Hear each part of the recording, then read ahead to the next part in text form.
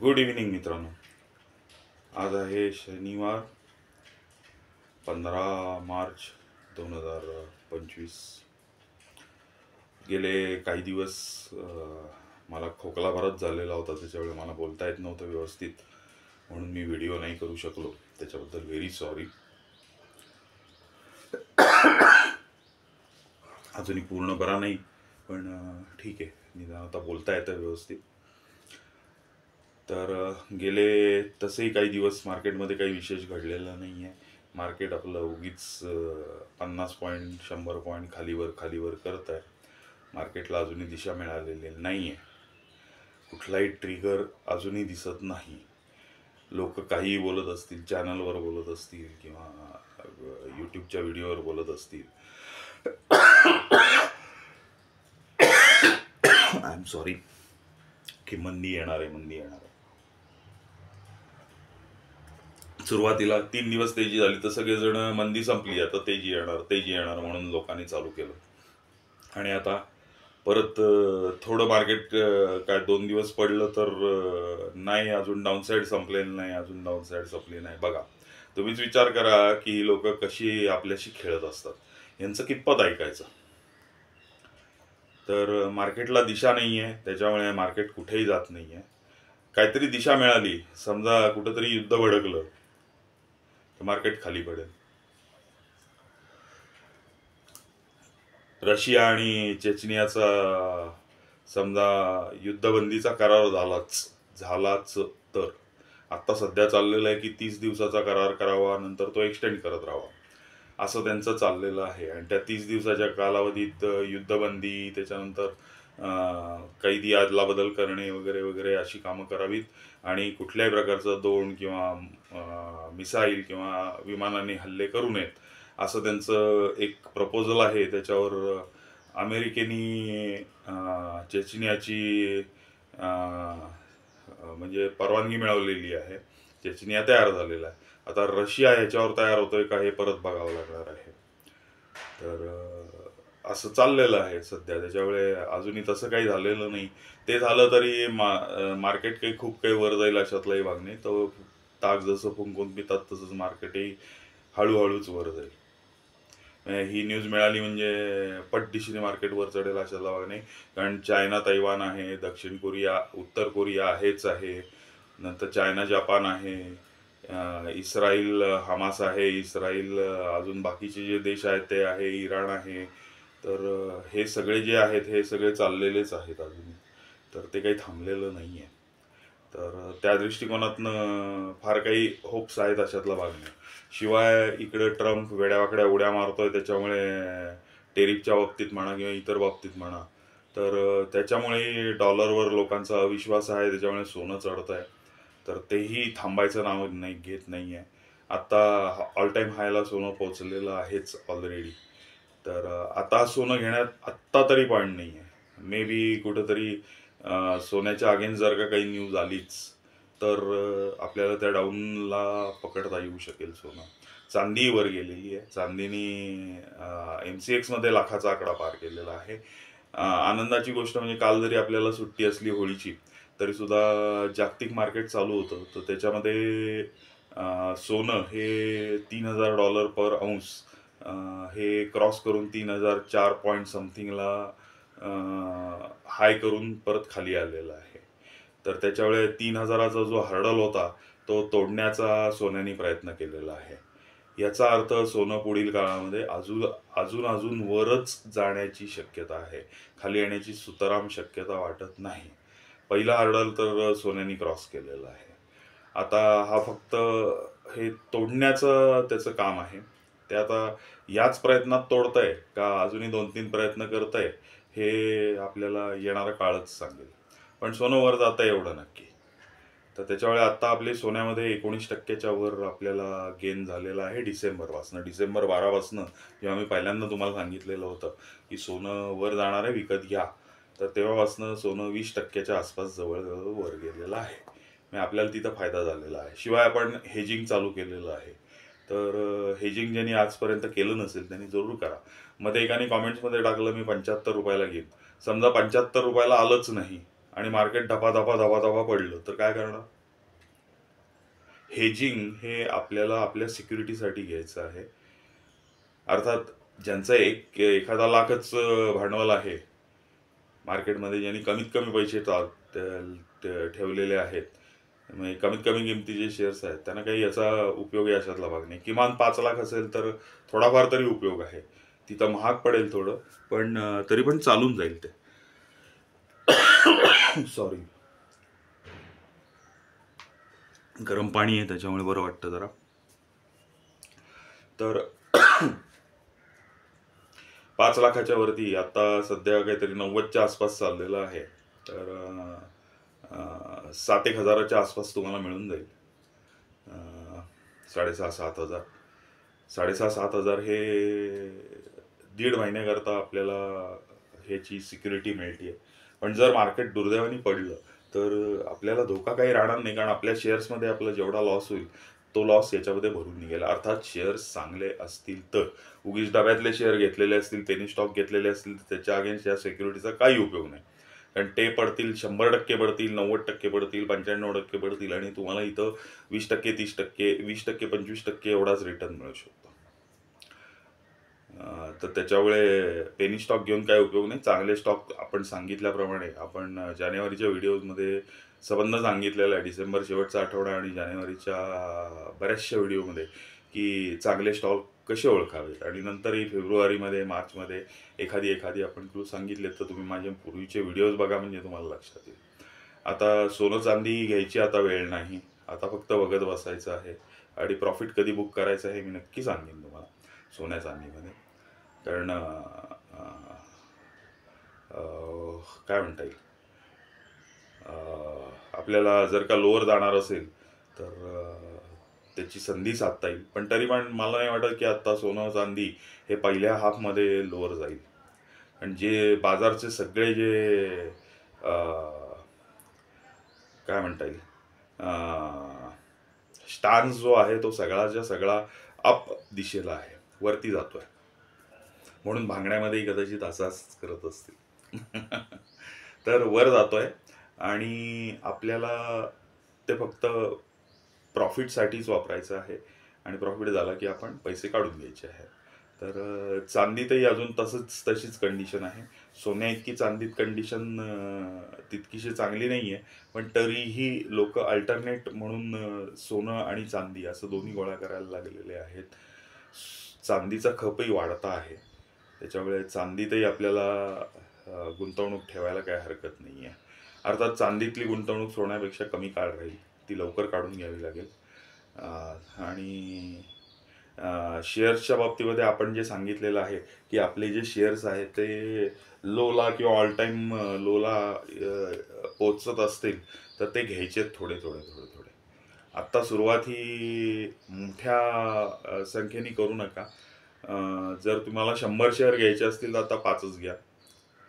तर अशा पद्धतीने पुढे जा आणि हळूहळू हे प्रमाण जमवा. ज्यांनी पूर्वी 75% घेतले त्यांनी शांत बसा, काहीही घाबरून जायचं कारण नाही आहे. शेअर परत वर जाणारच आहेत. फक्त आपण संधीची वाट बघतोय, ती म्हणजे पुढच्या 25% आपल्याला कधी गुंतवता येतात. जर तुमचा शेअर हा मागे घेतलेल्या किमतीच्या 25%च्या आसपास अजून पडला असेल, 20%च्या आसपास पडलेला असेल, तुम्ही घेतलेल्या किमतीच्या, समजा शेअर तुम्ही शेवटचा भाव जो तुम्ही घेताय तो पहिल्यांदा 100 घेतला, 90 घेतला, 80 घेतला. आता जर का तो 80च्या 25% म्हणजे अजून 20 रुपयांनी म्हणजे 60 रुपयाला आलेला असेल तर अजूनही एक 5-7% त्याच्यामध्ये ॲड करायला हरकत नाही. तर अशा प्रकारे तुम्हाला शेअर्सचे ॲडिशन करायचं आहे. आणि शेवटची जी टक्केवारी आपल्याला ठेवायची आहे ती ड्रॅस्टिकली जेव्हा शेअर पडेल ना त्याचसाठी ठेवायची आहे. तसंच ETF आत्ता चांगल्या लोच्या भावाला आलेले आहेत. ह्याच्यामध्येही तुम्हाला 75%पर्यंत ETF गोळा करायला हरकत नाही आहे. ETF हे आपण फक्त इंडेक्स बेस्ड म्हणतोय, सेक्टोरियल इंडेक्स आपण म्हणत नाही किंवा थिमॅटिक इंडेक्स आपण म्हणत, ETF आपण म्हणत नाही. तर थिमॅटिक आणि सेक्टर वाईज ETF आपल्याला घ्यायचेच नाही आहेत. ज्यांचं डेअरिंग आहे त्यांनी जरूर घ्या. अगदी मला एकाने प्रश्न विचारला होता की आपल्या इथं नासडॅकचे शेअर्स मिळतात, हँगसेंग मिळतात, तर ETF मिळतात, आय एम सॉरी शेअर्स नाही ETF मिळतात, तर ते घ्यायला काय हरकत आहे. इंडियन रुपीजमध्ये म्हणजे पैसे आपल्या इथंच राहत आहेत. हा पैशाचा प्रश्न नाही आहे. तुम्हाला तिथलं मार्केट कळतंय का? तिथलं मार्केट खाली जाणार आहे, वर येणार आहे, कसं होणार आहे, काय होणार आहे, हे जर तुम्हाला चांगली पक्कड असेल त्याच्यावरती, तरच फक्त त्या ETF मध्ये जा. कारण नॅसडॅक हा तर नॅसडॅक 100 हा मोतीलाल ओसवालचा एक ETF येतो. तो नुसता वर खाली नाचत असतो. तर ते पचवण्याची ताकद आहे का? खाली गेला तर तुम्हाला तो धक्का पचवण्याची ताकद आहे का? आपलं हेजिंग त्याला कव्हर करत नाहीये, हेही लक्षात घ्या. तर त्याच्यामुळे आपल्याला जे मार्केट कळतंय ते आपलं इंडियन मार्केट आहे. आपल्या आजूबाजूला घडणाऱ्या गोष्टी असतात त्या आपल्याला रोजच्या कानावर जात असतात. कुणी ना कुणीतरी काही ना काहीतरी बातमी देतोच देतो. तर त्याच्यामुळे आपल्याला इंडियन मार्केट हे कळणारं मार्केट आहे. आणि इंडियामध्ये शेकडो ETF पडलेले आहेत. त्याच्यापैकी आपण किती ETF मध्ये टाकणार आहोत पैसे? प्रत्येक ETF मध्ये काय 500-1000 रुपये टाकणार आहोत? त्यांनी तो ETF वाढला तरी तुम्हाला किती मिळणार? 100, 200, 500 रुपये. त्याने तुम्ही श्रीमंत होणार आहात का? याचा विचार करा ना. तुम्ही 4 किंवा 5 ETF घेणार, त्याच्यामध्ये लाखभर रुपये टाकले तर तुमचे 4-5 लाखच रुपये गुंतणार. 4-5 लाख ही इन्व्हेस्टमेंटच नाही आहे. 4-5 लाख 100% वाढले तरी तुम्हाला 4-5 लाखच प्रॉफिट मिळणार आहे. पुढच्या 5 वर्षामध्ये तुम्हाला 5 लाख प्रॉफिट झालं तर तुम्हाला वर्षाला 1 लाख प्रॉफिट झालेला आहे. या 1 लाखामध्ये आज एक संसार उभा करता येत नाही, संसार चालवता येत नाही, अशी परिस्थिती आहे. तर तुम्हाला किमान 10, 20, 25 लाख रुपये याच्यामध्ये कमीत कमी गुंतवणं आवश्यक आहे. आणि तुम्हाला इन्व्हेस्टर कधी म्हणता येईल? तर जेव्हा तुमची गुंतवणूक 1 कोटीची होते तेव्हा तुम्हाला इन्व्हेस्टर म्हणता येईल. तेव्हा तुम्ही इन्व्हेस्टर आहात. मग तुम्हाला स्ट्रॅटेजी वगैरे तोपर्यंत समजायलाही लागलेल्या असतील. काय करायचं, काय नाही, PMS घ्यायचं का नाही घ्यायचं, ह्या सगळ्या गोष्टी तुम्हाला तिथं कळलेल्या असतील. आणि एक्झॅक्टली काय करायचं हेही कळलेलं असेल. पैशाला पैसे कसे कमवता येतात हेही तुम्हाला कळलेलं असेल. त्याच्यामुळे आजच काही उड्या मारायचं कारण नाही आहे. तर उगीच नासडॅक किंवा हँगसेंगला जाऊ नका. आणि स्वतःची हार्ड अर्न मिळकत ही गुंतवणूक जी तुम्ही टाकलेली इन्व्हेस्टमेंट तर ती गमवून बसू नका. आणि ट्रेडिंग करणं आणि याच्यामध्ये पैसे टाकणे, नासडॅकच्या आणि हँगसेंगच्या ETF मध्ये पैसे टाकणे, या अमेरिकेचा अजून एक S&P 500ला सुद्धा मोतीलाल ओसवालचंच काय म्हणता येईल ETF आहे. तर त्या ETF मध्येही पैसे गुंतवणं योग्य ठरणार नाही. तुम्हाला इंडियाचं मार्केट कळतं, इंडियन मार्केटमध्ये पैसे टाका. तुम्हाला सरासरी 14 ते 18% या ETF मध्ये मिळणारच आहेत. मी कुठले ETF म्हणतोय? तर निफ्टी 50, निफ्टीच्या 1 ते 50 कंपन्यांवर आधारित निफ्टी नेक्स्ट 50, ज्याला ज्युनियर बीज म्हणतात. म्हणजे निफ्टीच्या 51 ते 100 कंपन्या, म्हणजे आपल्या पहिल्या 1 ते 100 कंपन्या कव्हर झाल्या. त्याच्यानंतर Kotak midcap Nifty 50, Kotak midcap 50 हा एक ETF येतो कोटकचा. तर तो 101 ते 151 कंपन्या कव्हर करतो. ओके. याच्यानंतर बँक ETF आहे. पण बँक ETF घेतला काय नाही घेतला काय? कारण तुमचा ऑलरेडी निफ्टी 50, मिडकॅप आणि नेक्स्ट 50 मध्ये जवळजवळ सगळ्या चांगल्या बँका कव्हर झालेल्या आहेत त्याच्यामध्ये. त्याच्यामुळे बँक निफ्टी तुम्हाला घ्यायलाच पाहिजे अशातला भाग नाही तो, कारण तो सेक्टोरियल आहे. सेक्टोरियल असला तरी बँक वाढली तरच निफ्टी वर जाणार आहे. म्हणजे भारताची प्रगती तेव्हाच होणार आहे जेव्हा बँकिंग वर जाईल. तर त्याच्यामुळे बँक हा एक सेक्टर घ्यायला हरकत नाही आहे. त्यानंतर तुमच्यामध्ये डेअरिंग असेल की पैसे बुडाले तरी चालतील, मला अक्कल येईल, शहाणपणा येईल, त्याच्यातनं मी शिकेन, असं जर का तुमचा विचार असेल किंवा पुढं गेलं तर प्रॉफिट आहेच आहे, तर तुम्ही मेटल्स किंवा रियालिटी, IT ह्याच्यासारखे इंडेक्स बेस्ड ETF घ्यायला हरकत नाही. ते त्यातल्या त्यात सेफ आहेत. कधी ना कधी तरी तुम्हाला रिटर्न देतील 2, 4, 5, 10 वर्ष. हे नक्की आहे. त्याच्यामध्ये तुमचे पैसे डुबणार नाहीत हे नक्की आहे. नंतर डिफेन्स परत वर जायला सुरुवात झालेली आहे, तर तिकडेही थोडं थोडं लक्ष ठेवा. तुम्हाला जर का त्यातला एखादा शेअर चांगला वाटला आणि तो खालच्या लेवलला असेल, म्हणजे त्याचा PE कमीत कमी असेल, तर घ्यायला हरकत नाही आहे. आपण तर FMCG, IT, कन्झम्पशन हे तर पाहिलेलेच आहेत. आता डिफेन्स आणि बँकिंग या 2 सेक्टरवरतीही तुम्ही लक्ष ठेवायला सुरुवात करा. त्याच्यातलेही शेअर निवडायला सुरुवात करा. आणि तुमच्या 50च्या एक जो बंच तुम्ही तयार करणार आहात शेअर्सचा, तसा एक बंच तयार करा. आणि तुम्हाला जर का अगदी सेफेस्ट पाहिजे असेल तर ही कुठेही रेकमेंडेशन नाही, हे तुम्ही तुमच्या ॲडवायझरला विचारूनच घ्यायचे. पण बाजारातले चांगले चांगले जे शेअर आहेत ज्याचा अभ्यास करता येऊ शकतो असे जे शेअर आहेत हे म्हणजे SBI आहे, टायटन आहे, HDFC बँक आहे, ICICI बँक आहे, त्याच्यानंतर L&T आहे, ITC आहे, नंतर झाली बरीच नावं झाली. तर असे सगळे शेअर्स आहेत की ज्याच्यामध्ये तुम्हाला अगदी डोळे झाकून गुंतवणूक करता येते. एशियन पेंट पण चांगला शेअर होता, पण आता कॉम्पिटिशनमध्ये काय होतं हे बघत राहावं लागेल, त्याच्यामुळे त्याच्यावर लक्ष ठेवणं भाग राहील. त्यामुळे तो चांगला आहेच अशातला भाग नाही म्हणता येणार आता. तर ही रेकमेंडेशन अजिबात नाही. हे डोळे झाकून 15-20 वर्ष ठेवायचे शेअर्स आहेत सगळे. हे आज घेतले उद्या विकले अशा टाईपचे हे शेअर्स नाहीत. ह्याच्यामध्ये फारसा मोठा लाभही होणार नाही, पण ते तुम्हाला निफ्टीला बीट करून पैसे देतील एवढं नक्की. कारण निफ्टीचा 70-80 किंवा 60-70% काय म्हणता येईल हिस्सा तर हेच शेअर्स आहेत, ह्याच्याच वरती ठरत आहे. निफ्टी किती खाली जाणार किती वर येणार हे याच्याच वर ठरत आहे. तर असे हे चांगले चांगले शेअर्स आहेत.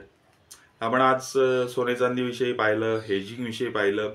हेजिंग केलं नसेल तर ताबडतोब करा, कारण मार्केट आज कुठली उद्या न्यूज येईल याचा भरोसाच राहिलेला नाही आहे. इतकं बेभरोशाचं मार्केट झालेलं आहे. आपण बघतोय की असंख्य ठिकाणी भूकंप होत आहेत. दिल्लीत पाऊस काय पडतोय, मी तर कधी ऐकलेलं नव्हतं की दिल्लीमध्ये मार्चमध्ये पाऊस पडलाय. पहिलं वर्ष मी बघतोय की दिल्लीमध्ये रेग्युलर पावसाळ्यातल्या पावसासारखा पाऊस पडलेला आहे. म्हणजे विचार करा तुम्ही,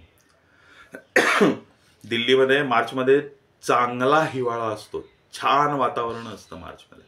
मी स्वतः दिल्लीमध्ये राहत होतो. 3-1 वर्ष मी तिथं फॅक्टरी चालवलेली आहे, त्याच्यामुळे मला चांगला अनुभव आहे दिल्लीचा. दिल्लीमध्ये मार्चमध्ये छान म्हणजे जानेवारीत गेला तर मरणाची थंडी असते, फेब्रुवारीतही थंडी बऱ्यापैकी असते, पण पुण्याच्या लोकांना ती सहन होऊ शकते, मुंबईच्या नाही. पण मार्चमध्ये मात्र आल्हाददायक वातावरण असतं. तर आता पाऊस पडला, प्रचंड पाऊस पडला. कधीही मार्चमध्ये दिल्लीत पाऊस पडलेला नव्हता, पाऊस पडला. त्यानंतर कॅलिफोर्नियात आपण पाहिलं तर अख्खं कॅलिफोर्निया जळालं. मग काय झालं काय, अमेरिकन सरकारला ते वाचवता आलं नाही. ज्यांच्याकडे एवढा प्रचंड पैसा आहे, प्रचंड साधनं आहेत, त्यांना सुद्धा घरं वाचवता आली नाहीत. मोठमोठ्या लोकांची, ऍक्टर्सची घरं नाही वाचवता आलेली. म्हणजे विचार करा तुम्ही की चाललंय काय नक्की. ऑस्ट्रेलियात परवा सुनामी आली, जोशीमठला भेगा गेल्या, नंतर हिमालयात कुठं मंडीच्या आसपास कुठलं धरण का काय ते फुटलं. म्हणजे हे काहीतरी विचित्रपणा चाललेला आहे. तर नैसर्गिक आपत्ती एका बाजूनी आणि मॅनमेड आपत्ती दुसऱ्या बाजूनी असले प्रहार चाललेले आहेत. बांगलादेशमध्ये अस्थिरता आहे, पाकिस्तानमध्येही प्रचंड अस्थिरता आहे, तालिबान त्यांच्यावर हल्ले करतय. श्रीलंकेची देशाची परिस्थिती चांगली नाही आहे. तिथे इंटरनली काही प्रॉब्लेम नसला तरी परिस्थिती अत्यंत बिकट आहे श्रीलंकेची. तर आपल्या आजूबाजूला जे हे देश आहेत आपल्याला सराउंडिंग, या देशांचं भवितव्यच राहिलेलं नाही आहे. म्हणजे परिस्थिती अत्यंत नाजूक आहे. म्हणजे आपल्याला समजा लढाईची वेळ आली तर आपल्याला चारही बाजूनी लढावं लागणार आहे. आणि शिवाय इंटरनल आपल्या इथले जे जयचंद लोक आहेत ही काही कमी नाही आहे. म्हणजे ही इंटरनल काड्या घालण्यात हुशार आहेत ही लोक. तर इंटरनली कधी पेटवून देतील, कधी दंगे फसाद घडवतील हेही भरोसा नाही. इतकं अस्थिर वातावरण मी माझ्या आजपर्यंतच्या आयुष्यात पाहिलं नाही. आज माझं वय 65 आहे. 65 वर्षाच्या आयुष्यामध्ये इतकं अस्थिर झालेलं वातावरण कधीच नाही पाहिलेलं. राजकीय दृष्ट्या, पॉलिटिकली किंवा जिओग्राफिकली असं कधी अस्थिर वातावरण आजपर्यंत जगात नव्हतं. तुम्ही जर का पाहिलं तर पहिलं महायुद्ध जेव्हा चालू झालं 1914 साली, तर कोणाला वाटलं नव्हतं की याचं रूपांतर महायुद्धात होईल वगैरे वगैरे. तसंच दुसऱ्या महायुद्धाच्या वेळी कोणाला वाटलं नव्हतं. जेव्हा ते युद्ध 2-3 वर्षानंतर जोरात चालू झालं तेव्हा त्याची व्याप्ती कळाली लोकांना आणि म्हणून ती महायुद्ध ठरली. तसंच हे तिसरं महायुद्ध कदाचित 2022ला चालूही झालेलं असेल, आपल्याला माहित नाही. बरोबर आहे की नाही? त्याच्यामुळे आपल्याला अत्यंत शांतपणे विचारपूर्वक सगळ्या गोष्टी म्हणजे गुंतवणूक ही करायची आहे. त्यामुळे मी जे म्हणतोय की सोन्यामध्ये मॅक्झिमम गुंतवणूक करून ठेवा. त्याचं कारण हेच. पण आता सोन्यातलाही आता भाव जो आहे तो बऱ्यापैकी वर गेलाय. म्हणजे आपण जो 85 हा आकडा धरलेला होता की 86 धरला होता, पण खरा आकडा तो 85च होता, 84 होता. पण 85च्या खाली काही सोनं गेलं नाही का गेलं. मला वाटतं एक दिवस गेलं होतं आता, एक 10 दिवसापूर्वी 8-10 दिवसापूर्वी. मला वाटतं 3-4 तारखेला गेलं होतं असं मला वाटतं. तर सोनं विकत घ्यायला विसरू नका. सोनं फिजिकल विकत घ्यायचा प्रयत्न करा. कारण कागदोपत्री सोन्याचा काहीच उपयोग नाहीये. तुम्ही जर का चेचिनियात पाहिलं तर लोकांकडे कागदोपत्री सोनं चांदी सगळं होतं, त्याचा उपयोग शून्य. पोलंडमध्ये शिरायला तुम्हाला कागदोपत्री सोनं चांदी काहीही उपयोगी पडलं नाही. तुम्हाला फिजिकल सोनं किंवा फिजिकल चांदी असेल तरच पोलंडमध्ये प्रवेश दिला जात होता. म्हणजे थोडक्यात लाचलुचपत होती तिथं. म्हणजे हे काही ऑफिशियल नव्हतं. पण ज्यांच्याकडे सोनं चांदी असे फिजिकली द्यायला होते त्यांना पोलंडमध्ये आत एंट्री दिली गेली. हे जर का तुम्ही 2022ची न्यूजपेपर्स पाहिली तर तुम्हाला सर्रास त्याच्यामधल्या बातम्या ह्या दिसतील. तर आपल्या शेअर मार्केटशी या सगळ्याचा संबंध आहे आणि म्हणून काळजी घ्या. शेअर मार्केटकडे नीट लक्ष ठेवा. हेजिंग कराच करा. कारण उद्या काही कुठं काही खुट्ट झालं तर असं व्हायला नको की आपलं मार्केट 5-6 हजारांनी धाबाक दिशेने पडलं, जसं कोरोनाच्या वेळी धाप दिशेने खाली आलं होतं. तसं न जाणो परत घडू नये अशी आशा आहे. पण घडलंच तर हेजिंगनी आपली किमान तयारी असेल. आपला जो चांगल्या शेअर्समध्ये जे आपले पैसे आहेत तिथं जो लॉस होईल तो लॉस इथं भरून निघेल, एवढं नक्की. 5 लाख ज्यांची इन्व्हेस्टमेंट आहे त्यांना जास्ती पैसे मिळतील आणि ज्यांची 10 लाख 15 लाख वगैरे इन्व्हेस्टमेंट आहे त्यांना जरा कमी पैसे मिळतील. 1 मिनिट, हा फोन आलेला आहे, 1 मिनिट.